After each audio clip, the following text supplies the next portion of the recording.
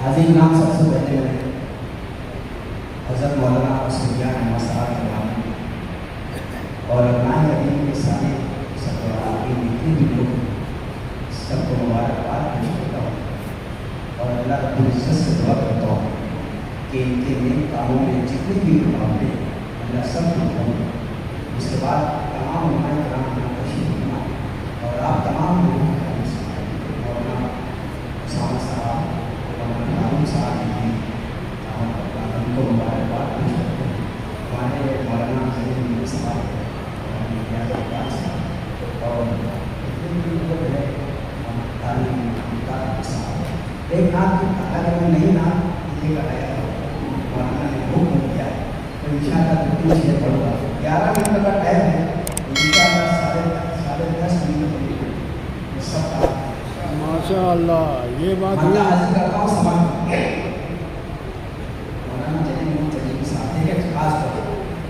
क्या जान पाए दुनिया,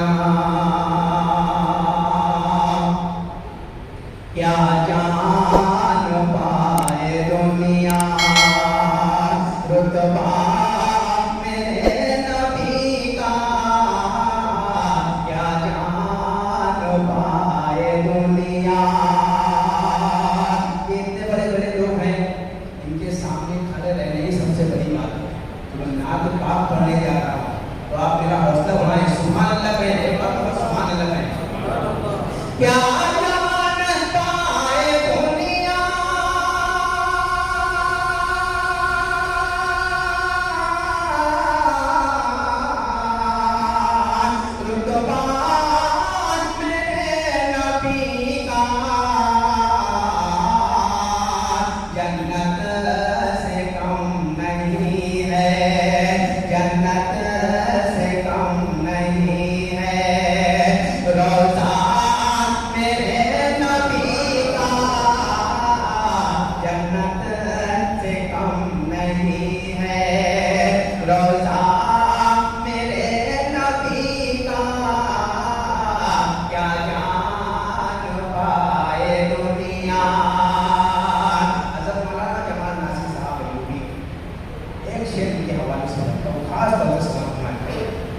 कि जन्नत से कम नहीं है,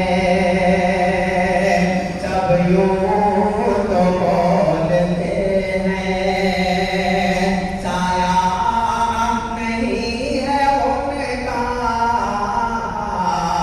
सब यूं तो बोलते हैं, सब यूं तो बोलते हैं,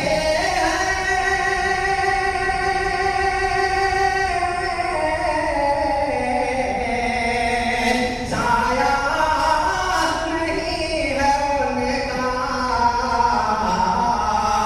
दोनों यहाँ पे है पर साया मेरे नबी का, दोनों यहाँ पे है पर सब उसको बोलते हैं,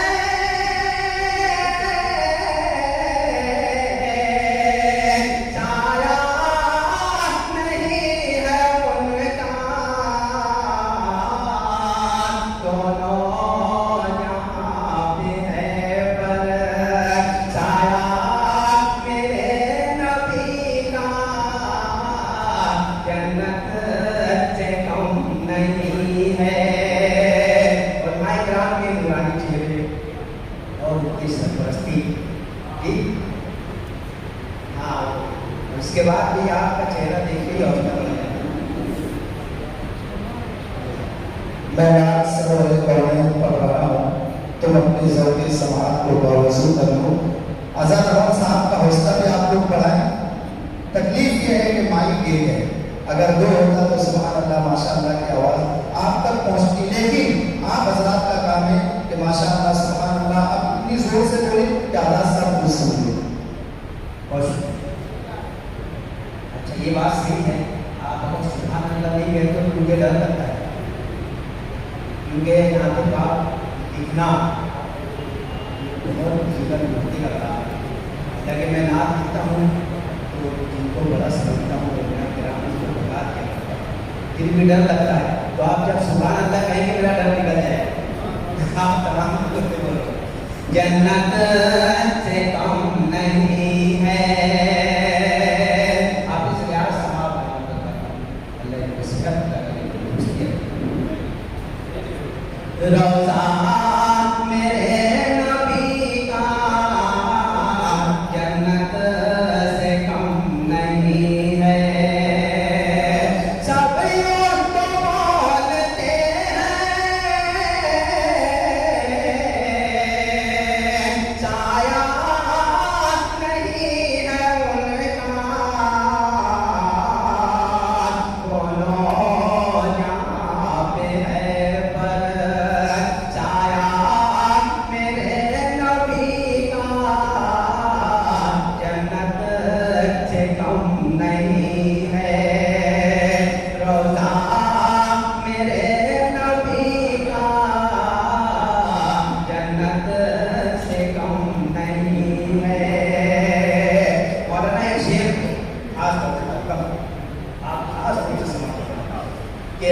پیشانی کی پھر عظمت کیا ہوگی سوچیے تو پیشانی کی پھر عظمت پیشانی کی پھر عظمت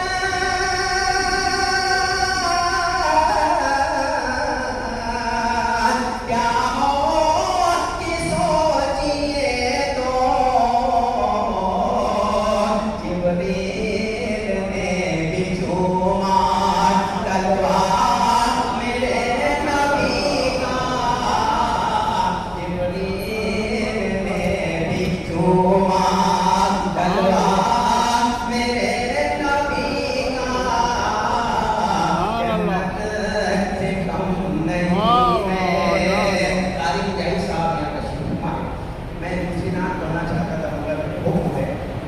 وہی نعت جو میں نے میڈیا مسجد میں پڑھی وہ نعت پڑھتا ہوں انشاءاللہ کہ فرش سے لے کے عرش بنی تک لا الہ کی اونچی صدا ہے اگر آپ کے آپ بولتے فقیر منتبہ ہیں تو ایک مرتبہ سبحان اللہ کہتے ہیں کہ فرش سے لے کے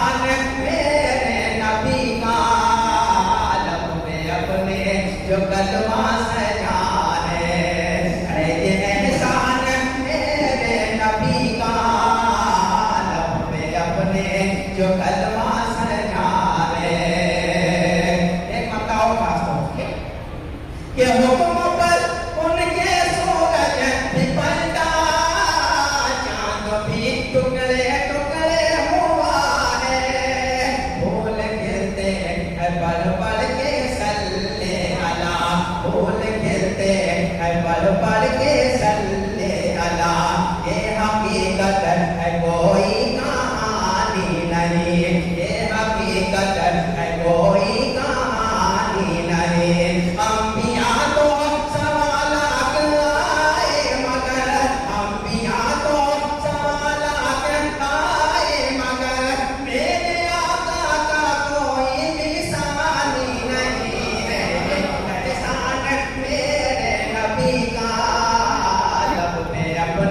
جو کلمہ سجا ہے اور چھوٹے سلیم ہے یہ احسان میرے نبی کا لب پہ اپنے جو کلمہ سجا ہے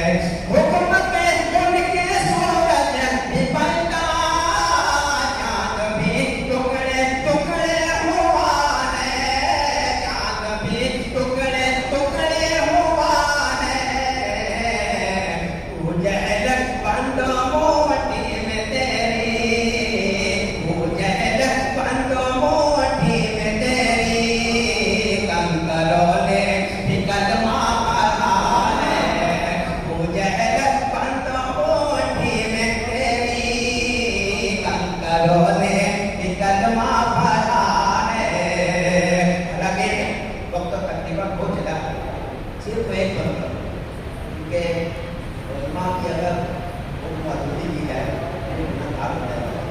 ہے نا، آپ کی فرمائشیں سراہوں پر یہ بات بتا سکتا جی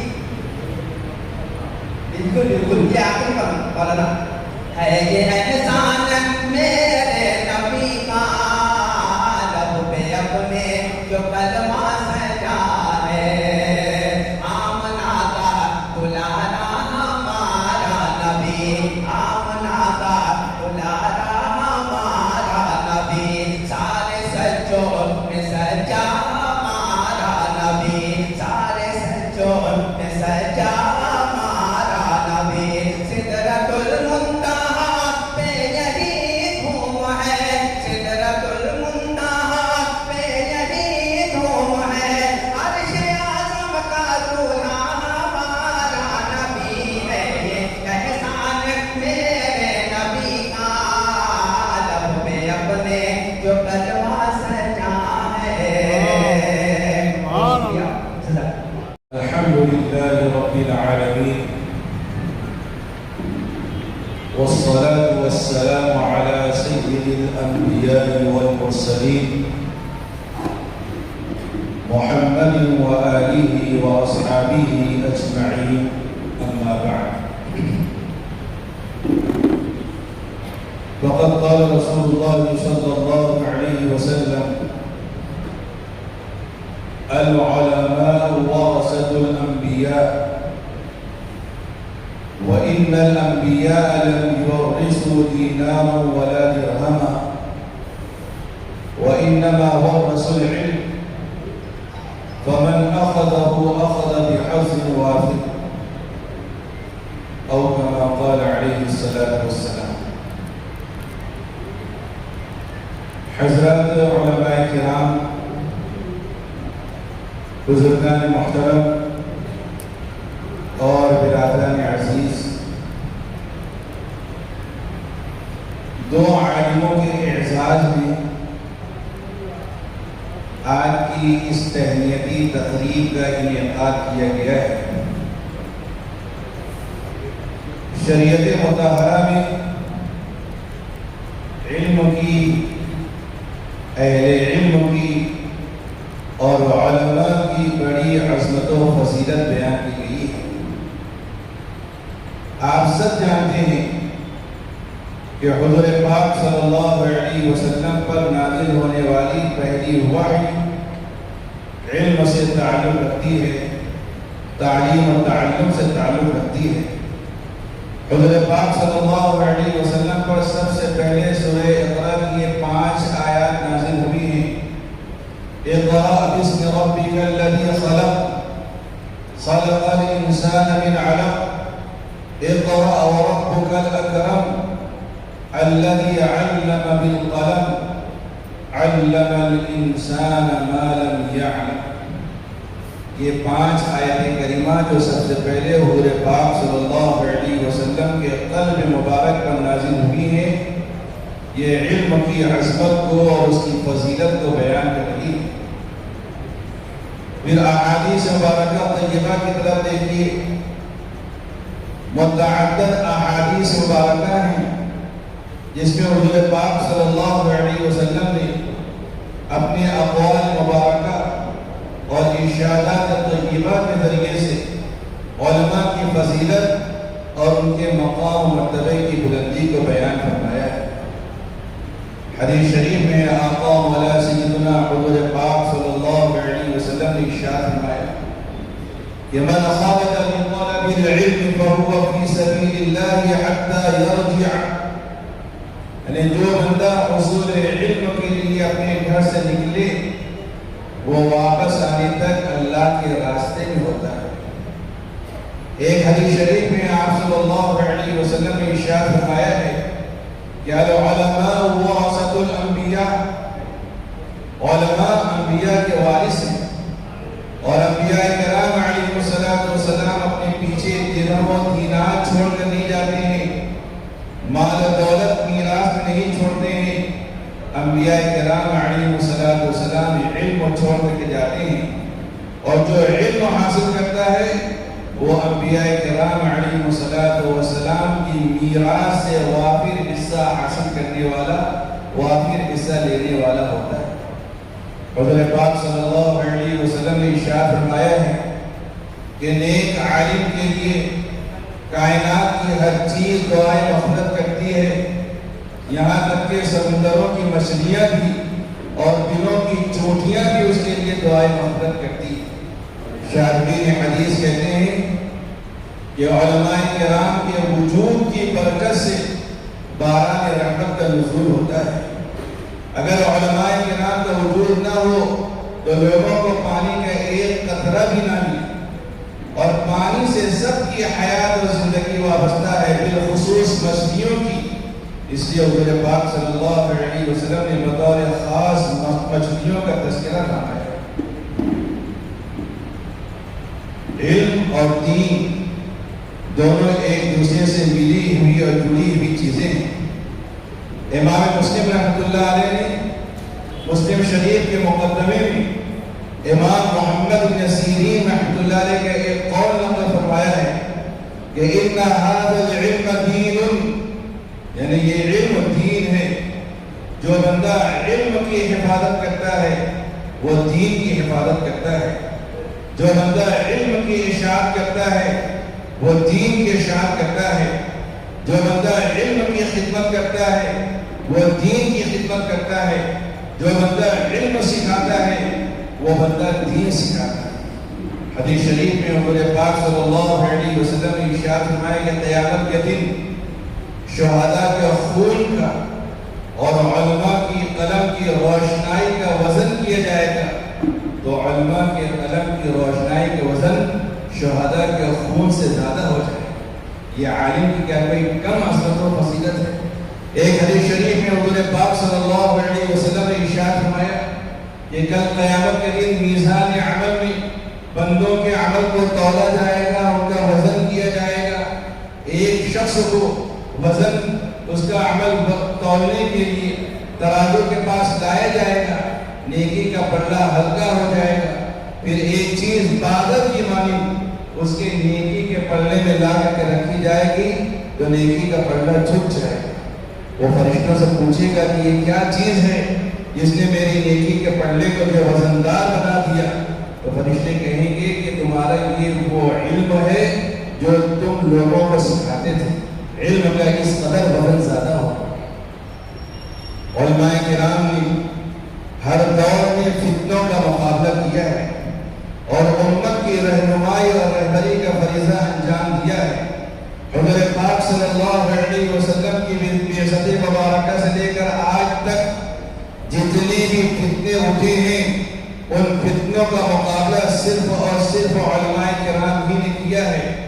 جہانگیر بادشاہ کے زمانے میں سجدہ تعظیمی کے جواز کا کچھ لوگوں نے فتویٰ دے دیا تھا، اور بعض حضرات بیان کرتے ہیں کہ جہانگیر بادشاہ نے کچھ علماء سے سجدہ تعظیمی کے جواز کا فتویٰ حاصل کر لیا تھا۔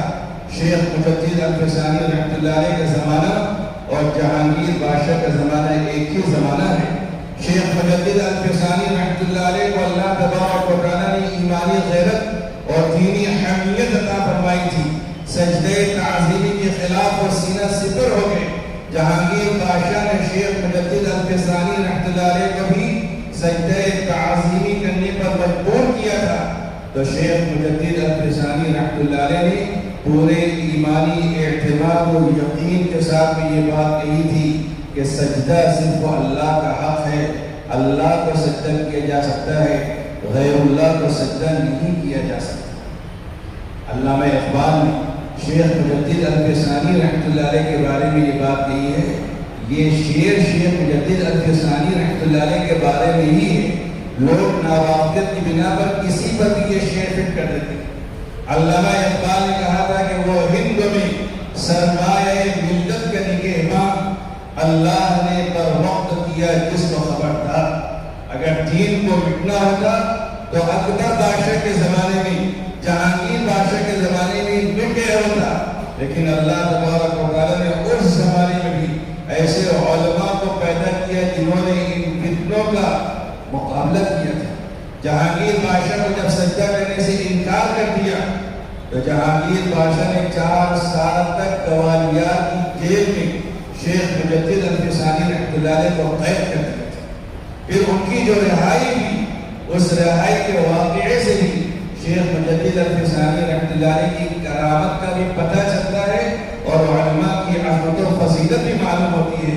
حضور پاک صلی اللہ علیہ وسلم جہانگیر بادشاہ کے خواب میں آئے اور اپنی انگشت مبارک اپنے دانتوں کے نیچے دبا کر تعجب کا اور حیرت کا اظہار کرتے ہوئے فرمایا کہ جہانگیر، تم نے کتنے بڑے آدمی کو قید کر دیا۔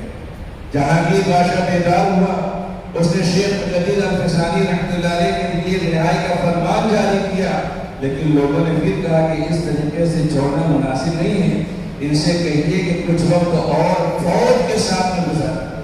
شیخ مجدد الفسانی رحمۃ اللہ علیہ کہتے ہیں کہ میرے لیے جیل میں وقت گزارنا آسان تھا فوج کے ساتھ وقت گزارنے کی بنسبت، لیکن انہوں نے یہ کڑوا گھونٹ پی لیا، اس اذیت کو، اس تکلیف کو انہوں نے برداشت کیا، اور اس کا یہ فائدہ ہوا کہ جہانگیر بادشاہ کو شیخ مجدد الفسانی رحمۃ اللہ علیہ کی صحبت کی، اور اس صحبت کی برکت سے اس نے اپنے سابقہ تمام نظریات سے جو توبہ کی، شراب و کباب سے توبہ کی، شیخ مجدد الفسانی رحمۃ اللہ علیہ کے ہاتھ پر بیعت کی، اور ان کے سامنے دست بستہ ہو کر یہ بات عرض کی کہ حضرت دین و شریعت کے بارے میں آپ جو بات کہیں گے میں اسی بات کو جاری کروں گا، آپ کے علاوہ کسی اور بات کو میں جاری نہیں کروں گا۔ شیخ مجدد الفسانی رحمۃ اللہ علیہ نے اپنے اس مقام و مرتبے سے احیاء سنت کا اور ترویج و اشاعت اسلام کا خوب کام کیا۔ پھر جہانگیر بادشاہ بعد میں یہ کہتا تھا کہ میرے پاس کوئی عمل ایسا نہیں ہے کہ جس کے بنا پر اللہ تبارک و تعالیٰ کی بارگاہ میں مجھ کو مغفرت کی امید و توقع ہو، سوائے ایک کاغذ کے پرزے کی جس پر شیخ مجدد الفسانی رحمۃ اللہ علیہ نے یہ بات لکھ کر دی تھی کہ جہانگیر اگر کل قیامت کے دن اللہ تعالیٰ مجھ کو جنت میں جانے کی اجازت عطا فرمائیں گے تو تم کو یہ بغیر جنت میں نہیں جاؤں گا۔ یہ ایک مثال ہے۔ اسی طریقے سے ہر دور میں علماء کرام نے جو فتنوں کا مقابلہ کیا ہے، یہ دور بھی فتنوں کا اور آزمائشوں کا دور ہے۔ اس دور میں دین و ایمان کی حفاظت کے لیے علماء کرام سے وابستگی اختیار کرنا انتہائی لازمی و ضروری ہے۔ حضور پاک صلی اللہ علیہ وسلم نے پہلے ہی یہ بات ارشاد فرما دی تھی کہ ایسے فتنے ظاہر ہوں گے کہ صبح کو ایک شخص مومن رہے گا، شام ہوتے ہوتے کافر ہو جائے گا، شام کو مومن رہے گا، صبح ہوتے ہوتے کافر ہو جائے گا۔ حضور پاک صلی اللہ علیہ وسلم نے جس زمانے کی نشاندہی فرمائی تھی، ایسا لگتا ہے کہ وہ زمانہ یہی آ گیا ہے۔ آج دین و ایمان خطرے میں ہے۔ علماء کرام سے اگر وابستگی رہے گی، علماء کرام کے ساتھ مجالست اور مخالفت رہے گی، علماء کرام کی باتوں کو غور و توجہ سے سنا جائے گا، ان کے اوپر عمل کیا جائے گا، تو انشاءاللہ دین و ایمان کے لیے کوئی خطرے کی بات پیدا نہیں ہوگی۔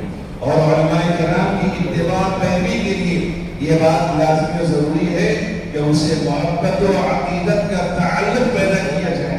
بہت ساری مثالیں ایسی بھی بیان کی گئی ہیں کہ لوگوں نے علماء کرام سے صرف محبت کا اظہار کیا تو اللہ تبارک و تعالیٰ نے اسی محبت کو ان کے لیے مغفرت کا سامان کر دیا۔ امام احمد بن حنبل رحمۃ اللہ علیہ کے بارے میں یہ بات منقول ہے، ذکر کی جاتی ہے کہ ایک مرتبہ وہ کہیں نہر پر وضو کرنے کے لیے بیٹھے تھے اور ان کے آگے ایک جاہل شخص وضو کرنے کے لیے بیٹھا تھا۔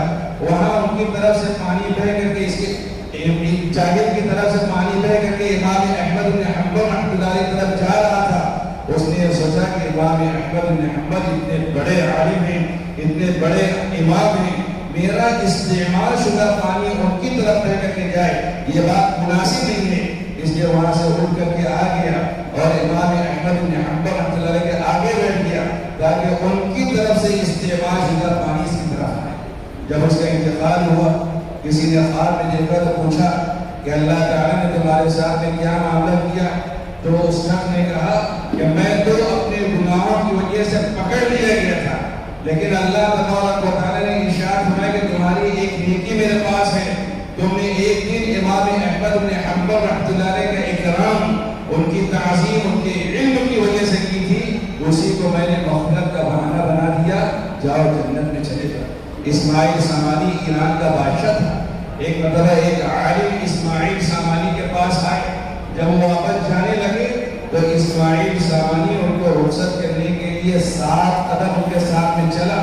رات میں سویا تو خواب میں دیکھا کہ حضور پاک صلی اللہ علیہ وسلم تشریف لائے اور حضور پاک صلی اللہ علیہ وسلم نے ارشاد فرمایا کہ اسماعیل تم نے ہمارے ایک عالم کا اکرام کیا, اس کے اکرام میں 7 قدم اٹھائے.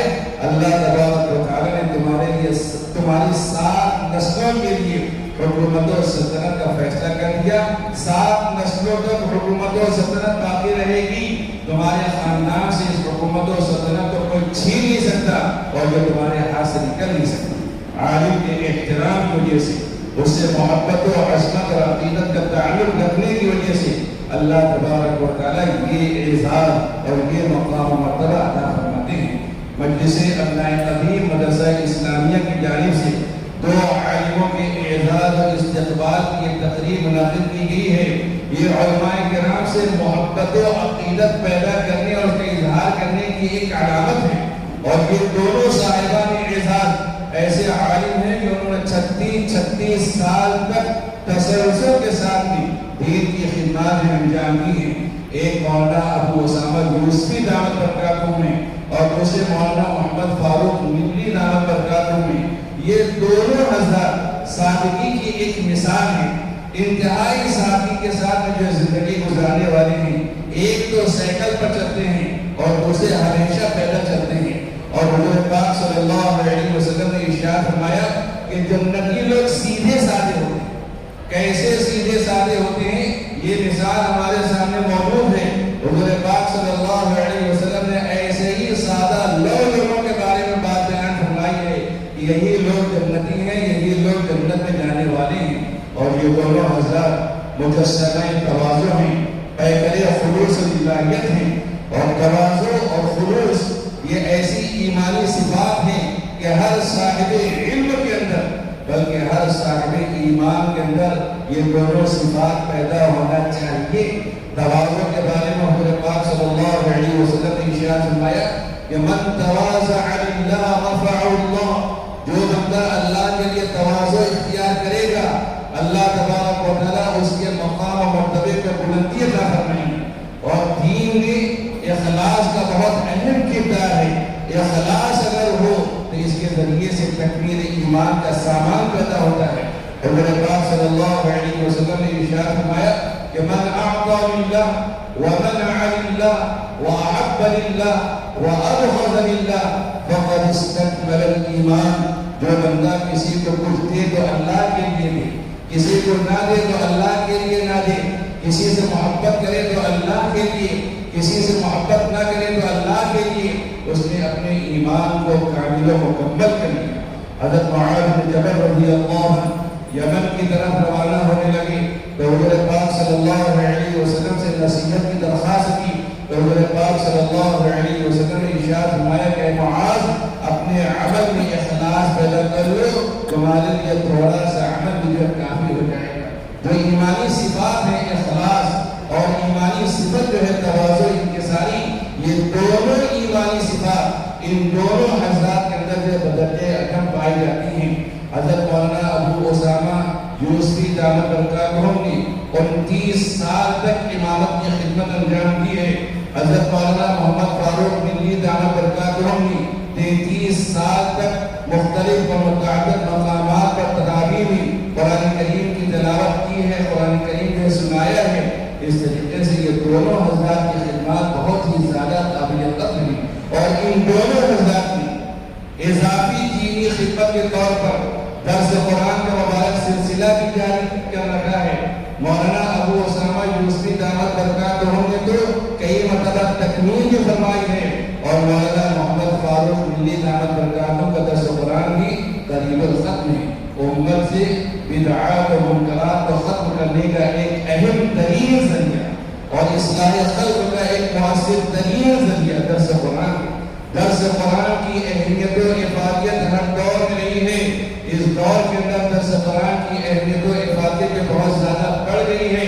یہ خدمت دین کا ایک بہترین ذریعہ ہے. ابھی چند دنوں پہلے حضرت مولانا سید بلال حسنی ندوی دعوت برکاتہ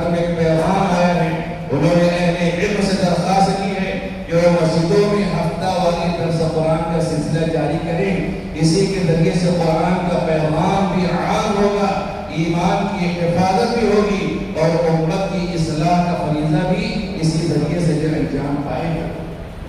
مجلس اللہ قدیم مدرسہ اسلامیہ نے اس تقریب کا انعقاد کر کے اپنے لیے سعادتوں کے حصول کا سامان کیا ہے، اور جو حضرات اس تقریب اعزاز و استقبال میں شریک ہو رہے ہیں ان سب کے لیے بھی یہ بات باعث سعادت ہے، باعث سربلندی ہے، دنیا و آخرت میں کامیابی اور کامرانی کے ذریعہ ہے۔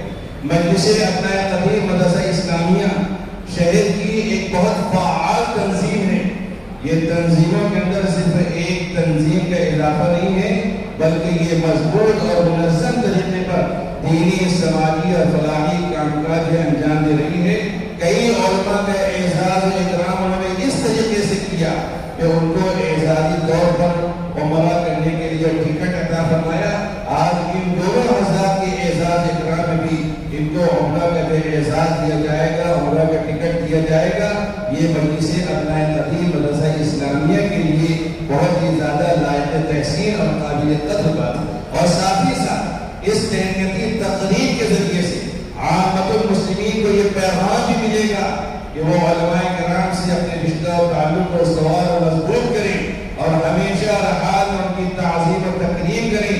اس لیے کہ اگر عالم دین کا تحقیق کا اکرام کیا جائے گا تو یہ اللہ تعالیٰ کا اکرام ہے، اس کی احانت کی جائے گی تو یہ اللہ تبارک و تعالیٰ کے ایسے شخص کے اوپر جو ہے لعنت ہے۔ اس لیے جہاں مجلس اپنا قدیم مدرسہ اسلامیہ کے لوگوں کو میں دل کی گہرائی سے مبارکباد پیش کرتا ہوں، بالخصوص مجلس کے روح رواں حضرت مولانا سفیان جمالی مدرسہ العالی کو مبارکباد پیش کرتا ہوں، اور ان کے تمام رفقائے کار کو مبارکباد پیش کرتا ہوں۔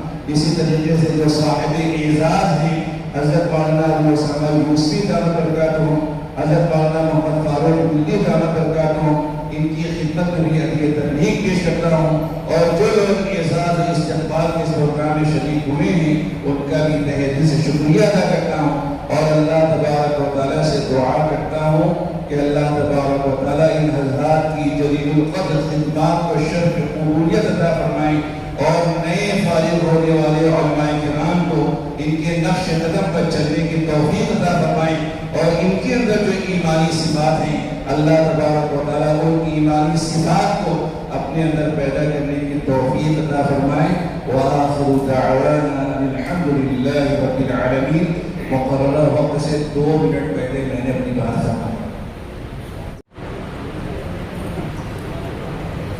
بسم اللہ الرحمن الرحیم، الحمدللہ وحدہ والصلاة والسلام علی من لا نبی بعدہ۔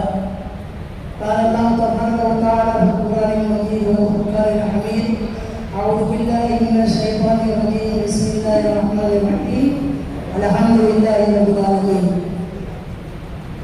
اسٹیج پر تشریف فرما علماء کرام، حفاظ نظام، سامعین کرام، کچھ لمبی چوڑی تقریر کرنے کی موڈ میں نہیں ہوں۔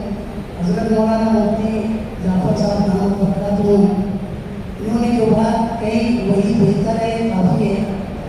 میں کچھ ہٹ کے آپ لوگوں کے سامنے مولانا سفیان جمالی صاحب کے مشورے سے بات رکھنا چاہتا ہوں۔ یہ مجلس اپنا قدیم جو منعقد کی ہے اس کا مقصد آپ کے سامنے آ چکا ہے۔